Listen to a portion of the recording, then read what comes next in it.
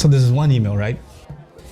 This lady emails, it's a really long email about how she's read that the Quran never talks about covering the head, right? Now it's not a messed up thing necessarily, but she says, I read the ayah and I read, what it says in Surah number 24, Surah An-Nur has the ayah, right? And it uses the word khimar, which is for veil.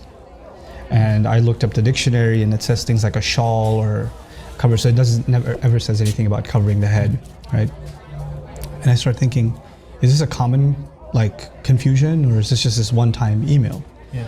So I do a little digging, and it's actually extremely common. Like, a lot of people think that the ayah is not talking about covering the head at all, right? So it's a really common confusion. I didn't know. So one of the things I really want to do is kind of address this in a sane way.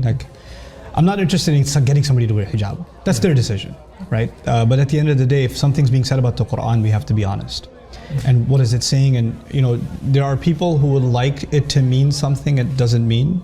And then there are people who are genuinely, they just don't know any better and they're confused about the subject. And I'd like to assume that anybody who has this confusion, they just don't know any better, or whatever they read convinced them of this. I don't like to think that they're they mean evil, or they're trying to have an agenda. Have an agenda, or a misguided opinion or whatever.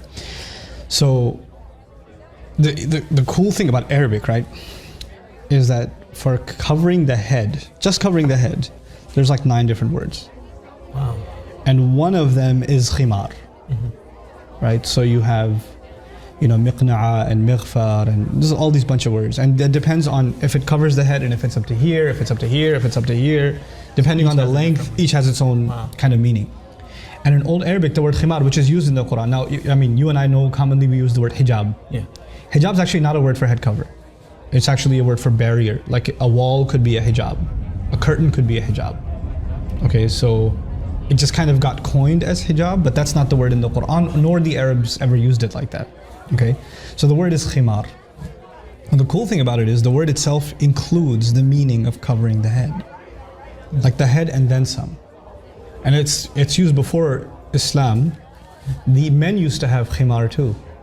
One of the names for their turban, if it was extra long and it went down to almost middle of the belly, the men used to call it khimar too. And then it's so cool. The women had different fashions or whatever. And one of the things the women before Islam used to do is they used to have this bandana type thing that they would tie in the back with their ponytails, and it would go to the middle of their back. So they wouldn't drape it in front, they throw it behind them. That was also called a khimar. Now the Quran says they should take their khimar and throw it in front of them, before their chests. In other words, the only difference is keep the khimar, but just use it. The head cover is already included in the meaning. Just use it to cover the front also, right? And it should be a certain length. That's the meaning. And somebody argues no, but the word khimar, it just means shawl. It doesn't mean head cover, whatever. It's really cool. Are you familiar with the word khamr? You know what that means? Is that alcohol? Alcohol, wine. You know why it's called khamr? No. Because it messes with your head. Khamara blocks your judgment. Khamara literally means to cover, and it's called khamar because it messes with your mind. It creates a block in your mind. It's almost as though your head is covered up with something when you take khamr. It's part of the meaning of the word. We're not even talking about the Islamic meaning. We're talking about Arabic itself. Back in the day, they'd see some horses are funny colors, from the neck onwards it's white and the rest of it's brown or something like that. They would say that horse is mutakhammir. It's like it has a khimar on. So, how are you going to explain that as the horses don't have shawls on? Yeah. It's just the length. It's just a length, and it's covering its head, and it's up to its neck and all the way down. So that's why they're calling it a khimar. So it's already in the language, but it's so unfortunate that when they say, okay, they should draw their veils over their chest. That's what some translations say, draw the veils over the chest. Well, a veil could be a shawl, it could be any kind of cloth. And it doesn't really include head covering, right?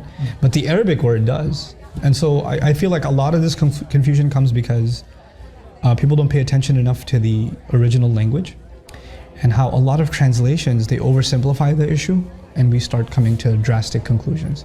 But I think that even if you talk about all of this, somebody gets upset and says, who are you to tell me that I have to wear this or that? I'm not anybody to tell you anything.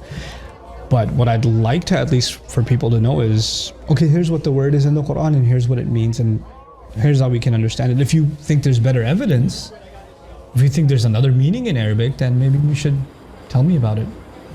So, I don't know. Maybe I should do a talk about that someday. Yeah.